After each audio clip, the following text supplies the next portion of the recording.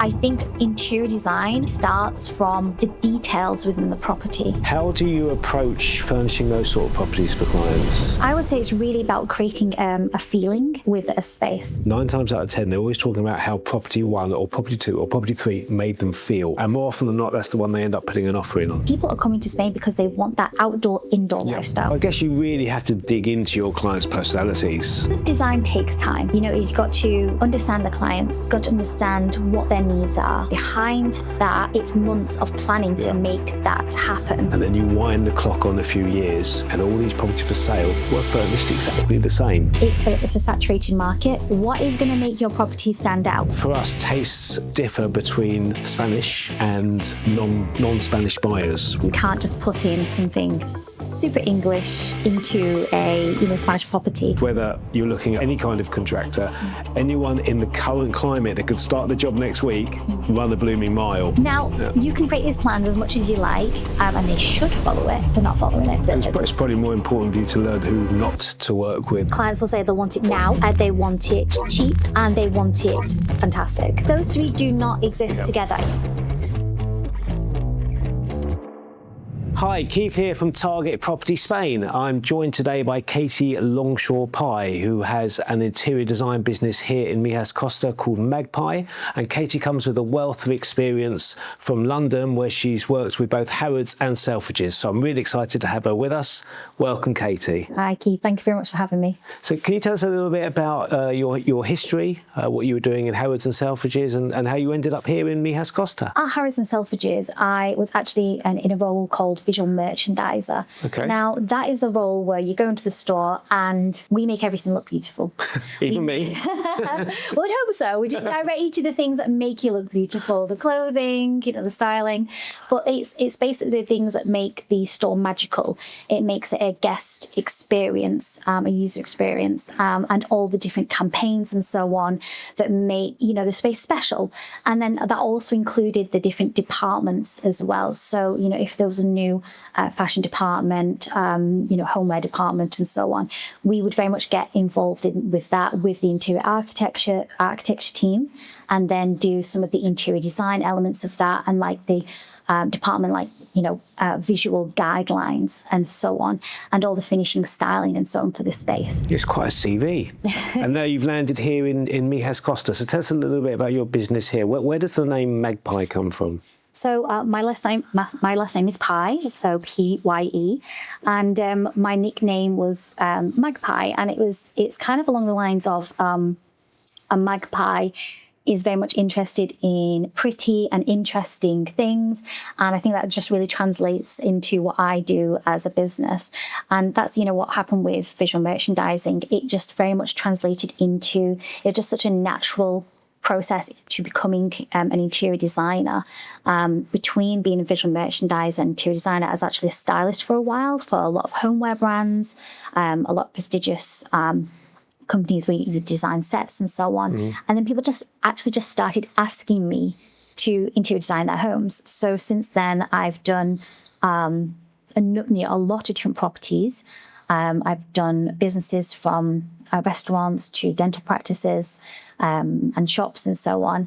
And then I'm now here in the Costa del Sol, and just looking for and enjoying sort of new opportunities here in a very different aesthetic to the UK. Yeah, I guess most of what you're doing here is residential, is it, as opposed to the commercial? Yes, it's residential so far, but I'm always open up to sort of commercial opportunities as well. But obviously, residential is so big here because there's so many properties being developed, and so many people coming over here to look for a new, not just a new life, but a new lifestyle. And lifestyle is very much it's so important within the interior design of your property. That really kind of sets the pace of how you're going to enjoy the space. Yeah. No, I agree. It's similar for us as well, because when we're selling properties, it's not like selling properties in the UK where it's often someone's primary residence and it's something they need. Quite often it's a discretionary purchase. It's a luxury. It's a second home. And it's more about selling the lifestyle than the actual property. Yeah, and I think if you're not capturing that, I think you've lost people kind of instantly. You really need to sell that to them. And I think there's quite a big gap in the market here for interior design, in the sense that I think a lot of the property developments that are done are very, very generic. They're very much white boxes. And I've noticed, and really frustratingly, you get very high-end properties and mid-market properties, and they are both using the exact same kitchens, the exact same doors, the exact same tiles, the exact same handle finishes. Yeah. And for me, even kind of at a more mid-range level, I do find that quite frustrating. But if you're looking for a high-end property and you have the same doors from Leroy Merlin as a mid-range, I know the ones you're referring to, yeah. with the white ones with the lines, yeah, and the exact same wardrobes, with the exact same handles. In fact, I think we've got them here on our bathroom, but don't tell anyone. I just for me, I think interior design actually really starts from the details within the property. Very much the details. I think when a property is empty, it should be beautiful. It should be architecturally interesting. That's nice, yeah. There's then layering in, is this going to be, a residential property you're going to be in full time? Is it going to be a holiday home? Or is it going to be a rental? And then you treat that very, very differently. But I just think with the luxury market itself, it's not just about putting in furniture. I think the property should be treated very carefully and curated before you even start, the furniture buying process. And then for me, with interior design, you really should be hiring an interior designer way before the finishes happen. Unfortunately, that can't happen here with a lot of developments, but we can at least help kind of change some of those elements so that we can make the space special and make the space more practical as well. In our experience, when vendors here are trying to sell their property, it's all about presentation. Presentation is absolutely paramount, and we often try to hammer this home to our vendors. There's some that won't listen, but we do our best. What would you say is the biggest mistake you see property vendors making here when they're trying to sell their property in terms of how they've designed it? Not really zoning the spaces. You can go into some properties and they'll have rooms that just don't really have a set purpose. If you've got spare rooms, you want to make them into games rooms, you want to make them into, give them a reason to need that additional space. Otherwise, people come in and they're going, well, what am I going to do with that? What's the point of that area? Yeah. And so on and so forth. And you really want to get them to visualize how they're going to utilize it. Going back again to like the lifestyle aspect of it, you want them to come in and visualize a completely different lifestyle to maybe their other properties, like back from wherever they're from, and how this is different and how they're going to use it in a different way. Whether that's, we're going to have a bar in there, we're going to have, pool table, we're going to have, and all these sort of different activities, entertainment. I would say it's really about creating a feeling with a space, because someone's going to walk in there and they're going to judge a space within the first few seconds.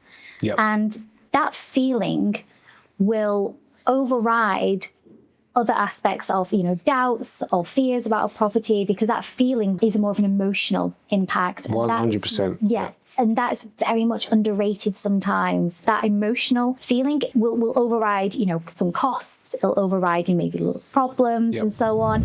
You're 100% right, because when we take buyers out, we might show them 3 or 4 properties, maybe 5 properties in a day.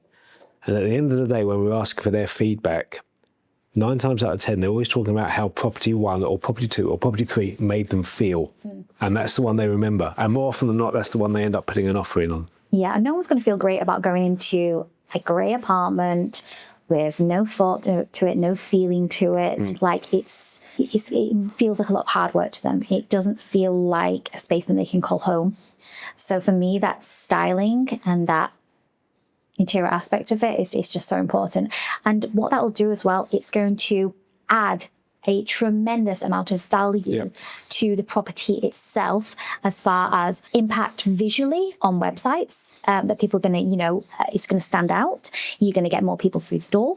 and you can increase the value that you're asking for. You're going to make it a more competitive property. It's interesting because sometimes we go to value a property or we get the listing and we can't wait to take the photos. So this is going to be so photogenic. It's going to be a dream to make the video. It's going to be a dream to photograph. It's going to present lovely.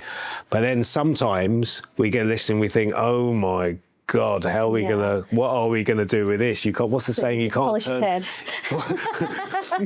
Possibly, I was going to say you can't turn a sales ear into a silk purse. Yeah. But yeah, you get my drift. And a quick one: if you like this kind of content, please, as always, don't forget to like, follow, subscribe, ring that notification bell, and you'll get updates each and every time we release new content. Right, let's get back to it. So as we know, there's a lot of new developments on this coast, hundreds of new developments being built. And the majority of the time, they're handed over on completion, obviously empty of furniture, but quite often no light fittings, no curtains, no shower curtains, nothing, literally just the four walls and the kitchen in. How do you approach furnishing those sort of properties for clients? Starting from zero, starting from the very beginning. It's like a blank canvas for you, literally. Yeah, I mean, you could just go in there and you can buy lots of beautiful curtains, furniture, and you can dress the space. But again, I'm going back to like the details aspect of it. And it's a shame that once that's handed over, that is kind of a bit more work to do. But I think investing in that bit more work, getting the lighting right, getting the sockets right, getting the practical elements right, taking out those very generic aspects that they've put in and, adding something that's better quality, more luxurious and more in your aesthetic and the aesthetic of what you're wanting to achieve for the property. So I would say it's about going in.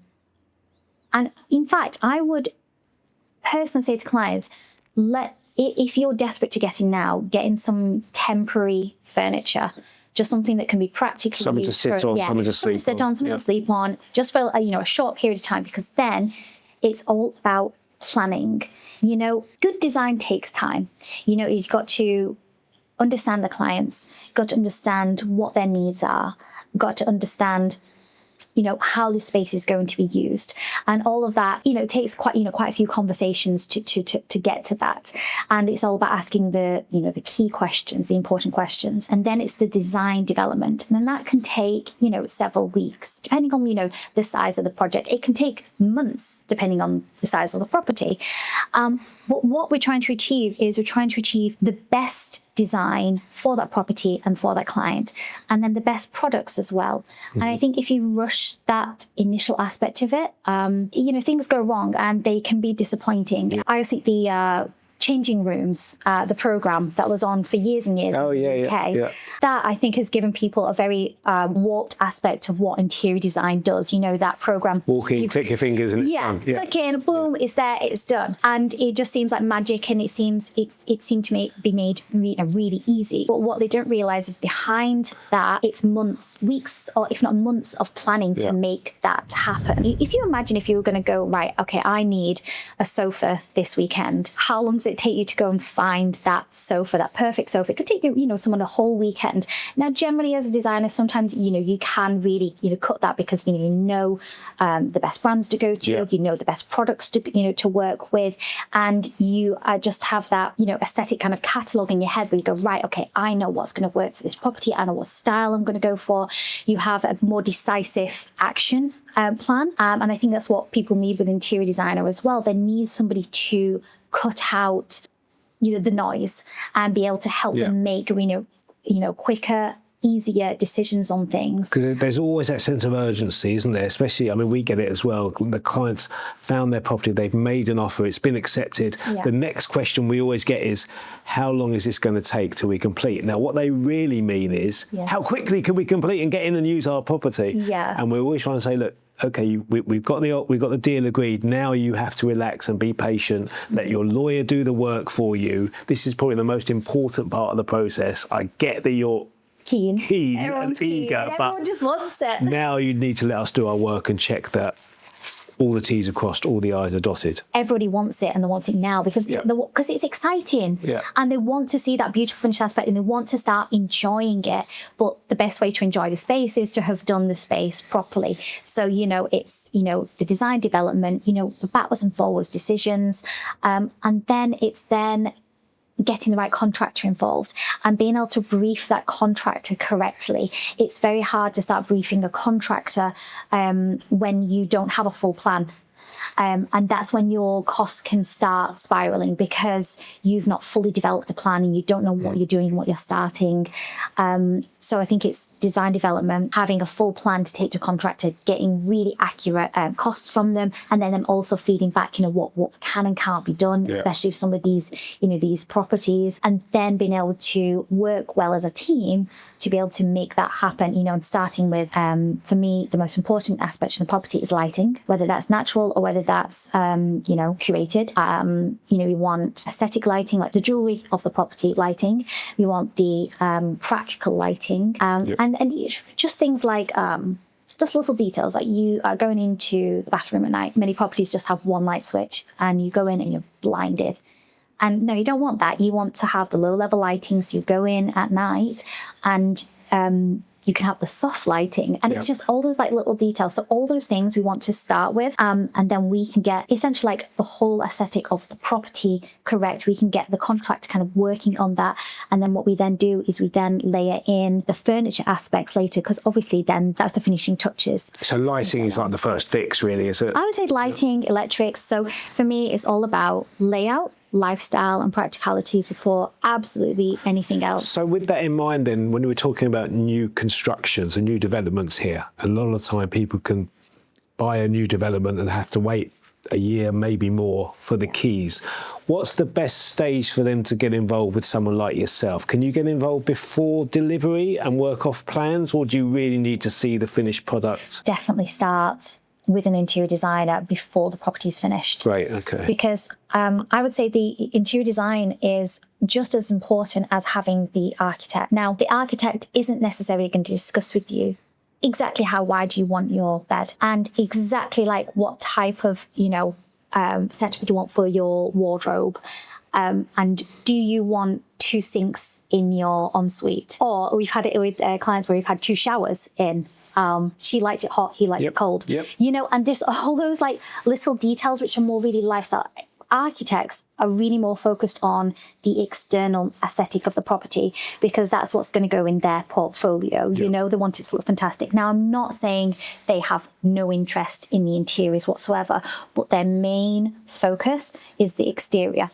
So what we want to do is, as an interior designer, work with that architect and then make sure plan the layout in detail. So, the furniture placement, the furniture sizes, and then what we can then do with that is make sure the sockets, the switches, do we want the hotel switches? So, you're in bed, you can switch it off and then you don't have to get up and all those little things. Luxury isn't just about spending the most amount of money and having the most luxurious products.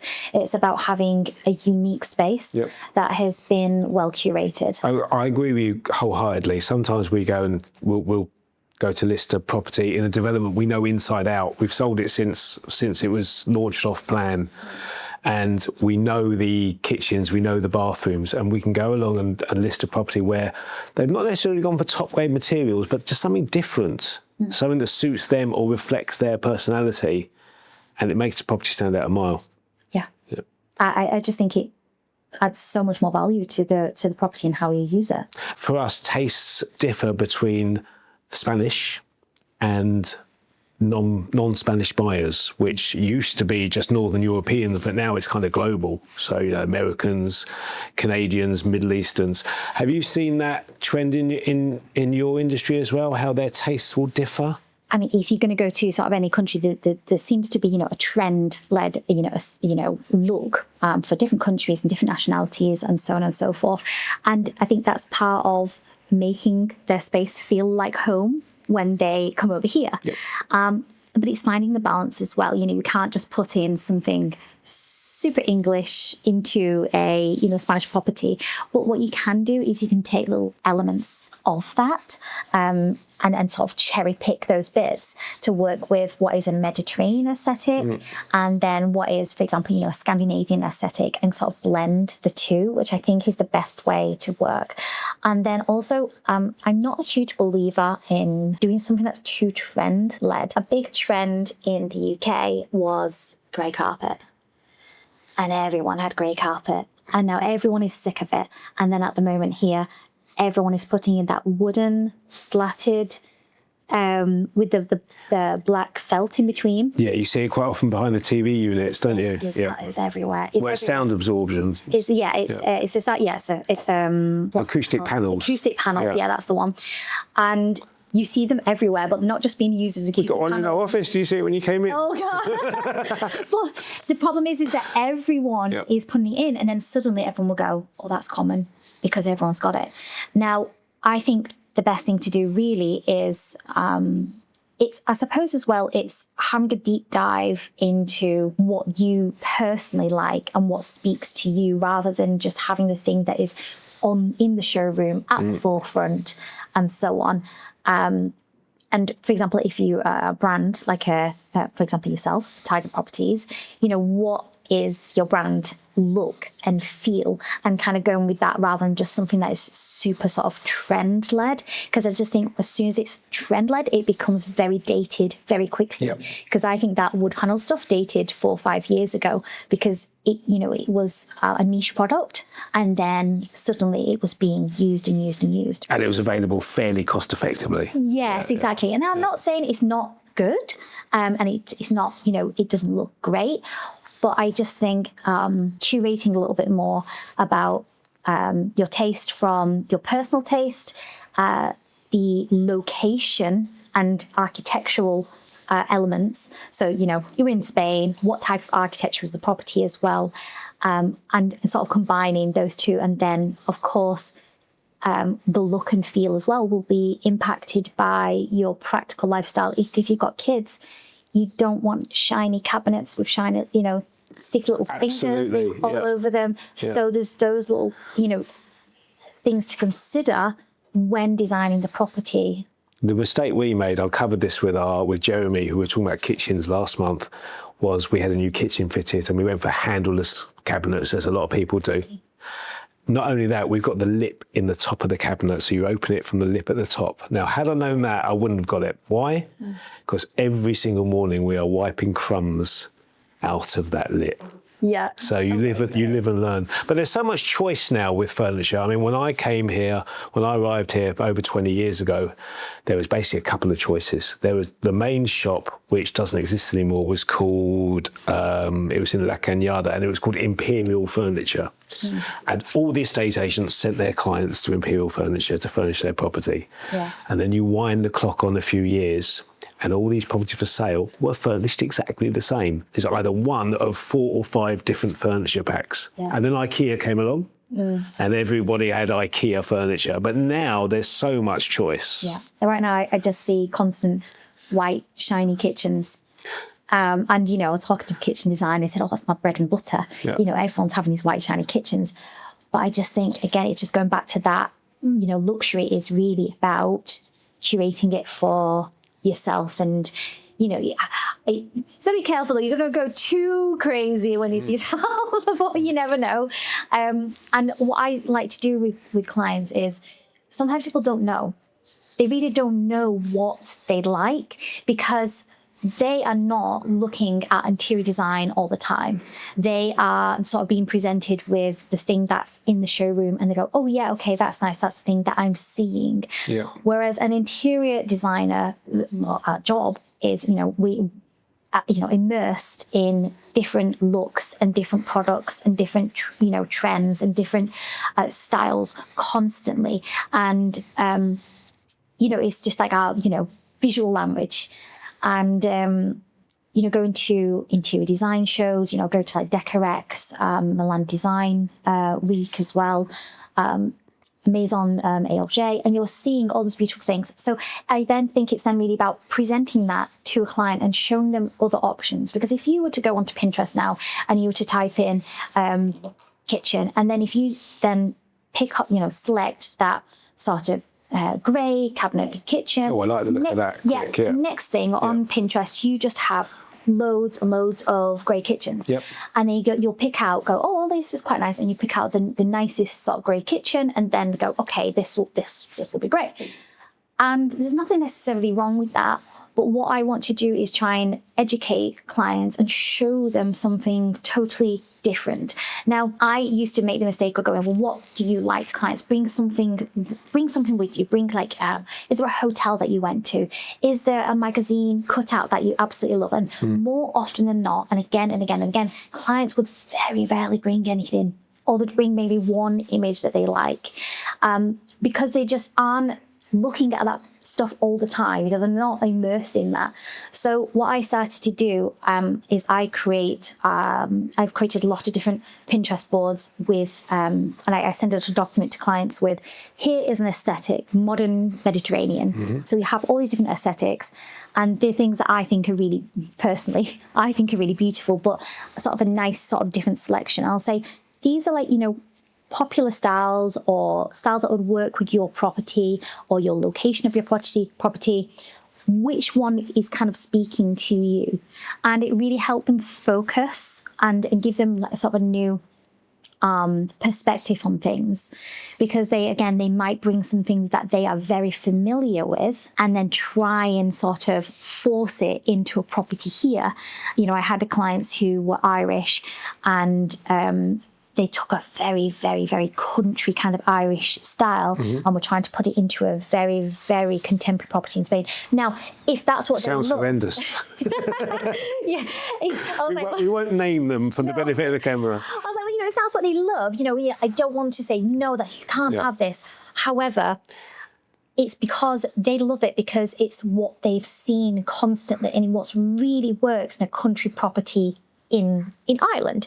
Beautiful. Now I said, okay, well, why don't we take elements of that? Why don't we cherry pick, the prints, some of the prints, and put them in here, but we'll work with this other style as well. And because if you just put that in, it'd be weird. So it's just about, I think, more of an educational piece. So I guess you really have to dig into your clients' personalities. Yeah. Find out their likes, their interests, their family situation, what they like doing, what they don't like doing. And having open, really open and honest conversations. If I'm presenting something to a client and they're unsure, I really need to know that. and I have to try and gauge that with them, because I don't want them to have something that they're not going to love. This is, I want my clients I want them to love the properties. I want them to really enjoy the spaces. So, but I think it's just an educational piece is really good to do, because it opens your mind up to alternative options, and then it helps them understand, okay, I like this aesthetic. I don't like this one. So we touched on lifestyle. Now, living outdoors here is such a huge part of the lifestyle. Clients quite often spend more time outdoors than they will do indoors. How much emphasis do you put on design when you're looking at properties in terms of the exterior space? Oh, it should be treated as a whole room in itself. And I think a lot of people really neglect that. They go, okay, let's get practical. Let's stick we need some chairs, some tables. You need a seat. Done. For me, it's curating that outdoor space again. At the moment, we're doing a property with the most beautiful view of the sea, and it's got very grey, lifeless tiles on the exterior. And I was like, why don't we change the tiles to a pattern with a blue, and then you can literally the blue going into the sea, but it's breaking it up, and it's just so pretty, and the client's just in love. So we're doing that, and we're treating it as a whole room. So it's not just the chairs, it's not just the practical elements, it's the accessorizing, the thing that makes it feel like if you were to do a living room, the throws, the cushions, the ornaments, the little decor pieces, and that should be the same outdoor. And I do see a lot where you've got like a very stark aesthetic that people are very fond of here. You know, it can look very chic, it can look very minimal. I do like something a bit more playful myself. I love like the stripy cushions and so on, and something that has a little bit more sort of personality to it. In my own property, my property is actually, it's quite like a traditional house. And so I've actually gone and got, you know, the big plates, and I've put some of those on the walls because I really want. So you know you're in Andalusia. Yes, exactly. I really wanted that aesthetic, but I've then got some very contemporary white chairs in front, and then I've got sort of a matching little green side table. And the property is it's sort of an orangey sort of terracotta colour, and I just wanted it to have that kind of warmth to it, and I wanted it to feel like, you know, an enjoyable place to sit. And then it comes down as well to the practical elements out there. Okay, you've got beautiful furniture, and then you've got stuff just stacked in the corner, or you've got really ugly kind of boxes. No, I don't want ugly boxes. I want, you know, the storage equipment to look really pretty. So, you know, the storage equipment I've got for my property is these big beautiful white boxes that kind of look like a nice piece of furniture, and that's going to store away, you know, the cushions and etc, etc. So it's just all those like little things. So you know, you can then layer in, you know, rugs, coffee tables, you know, planters, you know, big beautiful you know, pots and trees and so on, you know, like freestanding trees and so on, not just necessarily like if you've got a whole garden, but, you know, the accessorizing of the space. I think clients, overlook's probably the wrong word, but I think they underestimate how much time they're going to spend outside. You know, quite often clients will remark on how the kitchen feels small, or the dining area inside the property feels small, and we have to explain, look, you're not going to be eating inside. For the majority of the year, you're going to be eating on your terrace, so pay attention. Not this year. Correct, not with the rain we've had.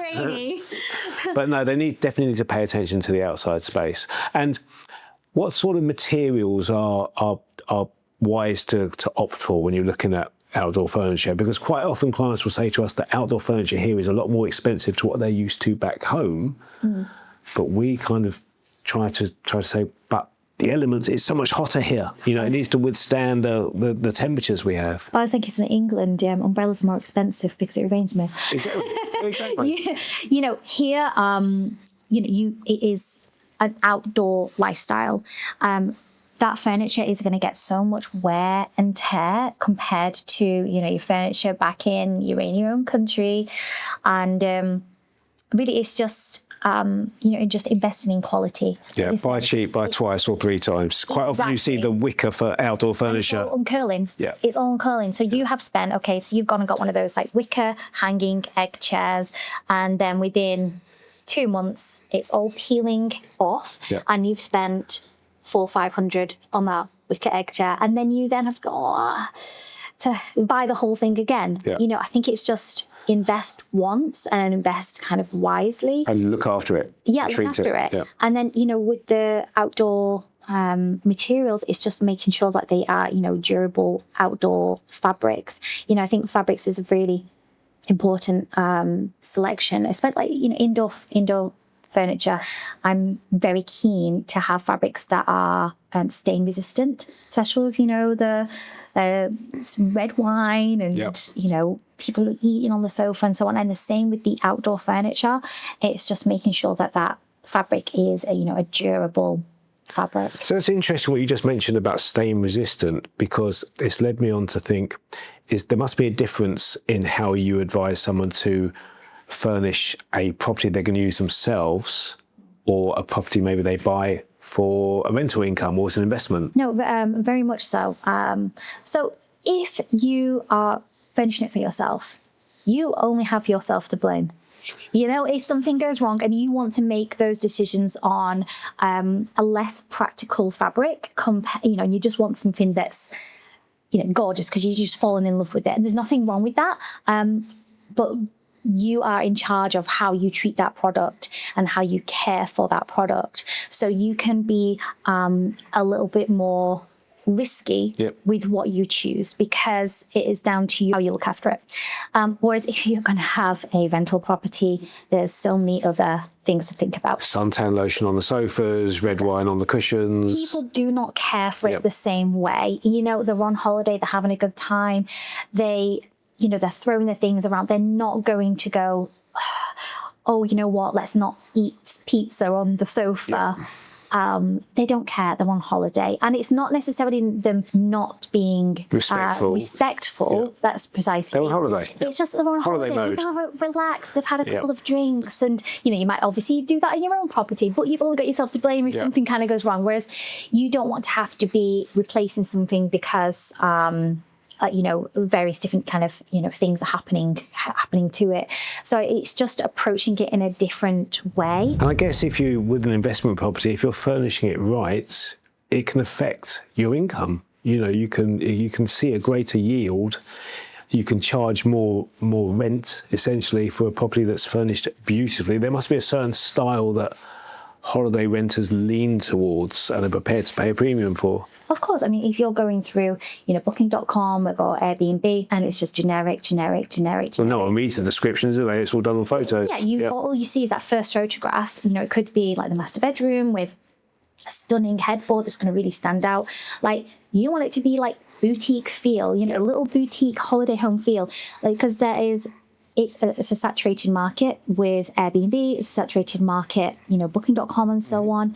What is going to make your property stand out? Someone is coming to Spain. Do they really want that generic New York, like, poster? I know the one. The canvas. Yeah, or the guy sitting on the bridge. Yeah. I've seen that in so many properties. Do you really want that? Is that saying Spain to you? No. I would have it so that it is boutique feel. I would have it so that it's the aesthetic of the country that people are going to be traveling to, because they're traveling to Spain for a reason.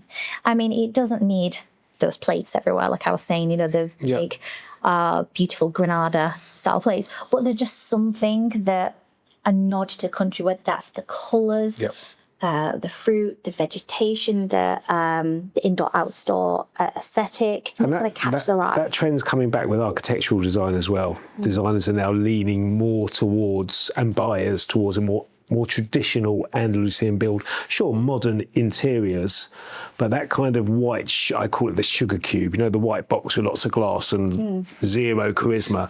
Yeah. They're slowly fading out now. I think they've been really popular with developers because they're probably one of the cheapest properties to produce, because, I mean, other than the glass, straight lines. The glass is expensive, but other than that, extremely inexpensive to produce. Whereas the really traditional properties with all the little details, arches, curves, like my absolute favorite. Yeah. Like, for me, like that's the properties that I would love to be designing. Like, I love like the traditional elements. I think personally, like, traditional design is just stunning. You don't have to have everything super traditional within it, but I mean, the craftsmanship of things, you can have, cherry pick some beautiful traditional pieces and then mix it in with some contemporary pieces, because it doesn't have to feel overwhelmingly traditional. But I love that in those properties. Oh, and I would absolutely kill someone who if they had one of those properties and then just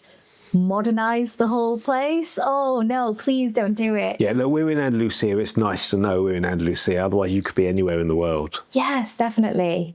So a lot of our buyers are obviously not here all the time. They'll come over on the viewing trip and then go back to their home country and wait for completion. Can you remotely help those people if they're not actually here on the ground? Yeah, of course. I mean, that's how I'm doing most of my projects at the moment. Whether or not if they were here full time and they were making this as a main move, but not necessarily familiar with, local contractors, with the local brands, how things work. And I would say the logistics in Spain can be quite tricky. Manana syndrome, yeah. Yeah, I say that nicely. But yeah, so what I can do for clients is that, we can have obviously, one initial meetings at the property to discuss it in a lot of detail. And then I create, visuals for clients. We can create, the 2D 2D plans, 3D plans. We can do all the technical drawings and everything as well, so they get a really good overview of what's happening. I present all products to clients so they can see each of the all the pieces that are going in there and all the details and so on. And then, can work, with the contractors, installing everything. So, the clients really can be as involved or as uninvolved as they want, or as close or as far as they like, because, we can handle it all from beginning to end. From concept to delivery. Yeah. Great. And then, everything's so easy digital-wise now, obviously, from COVID, we did, entire properties completely on Zoom. People were buying properties on Zoom without even visiting, yeah. So, all of that can be just done so easy. And I think especially with the visual aids that we can provide, and tours, walking through the property and explaining where everything's going to go and so on. And then, of course, it's then just having someone who can touch base with the contractors and work with them constantly, doing 2 or 3 site visits a week, and really making sure that they are following the design. It's like design management. If we've done very detailed plans, that come down to the lighting plans and the tile plans, I want to know exactly where the tiles are going to go, and they should be able to follow that. Now, Should and do, yeah. Sometimes do different things. they? Now, you can create these plans as much as you like, and they should follow it. But obviously, you've got to go and make sure, because I've had instances where you go to site and they're not following it, and it really depends on the competency of the contractor, and that's what can be very difficult with my job. Is that I can do my job as detail orientated and as well as possible. But he's very much affected by those external, sources. It's probably more important for you to learn who not to work with than who to work with. Yeah, and I've managed to gather, a few really great people I'm working with here at the moment, and looking to work, with even more. So, I can work with, contractors that the client wants to work with, or I can introduce contractors. And I would say as well, what we do is,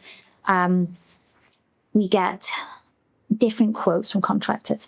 And I advise clients to not necessarily go with the cheapest quote, because that can, I think, it can lead to not the best outcome. We often say to clients, whether you're looking at a builder or an electrical contractor, any kind of contractor, anyone in the current climate that could start the job next week, run a blooming mile, because you need to be, these guys have a lead time. If they're any good, they've got a lead time of several months. So clients will say they want it now, they want it cheap, and they want it fantastic.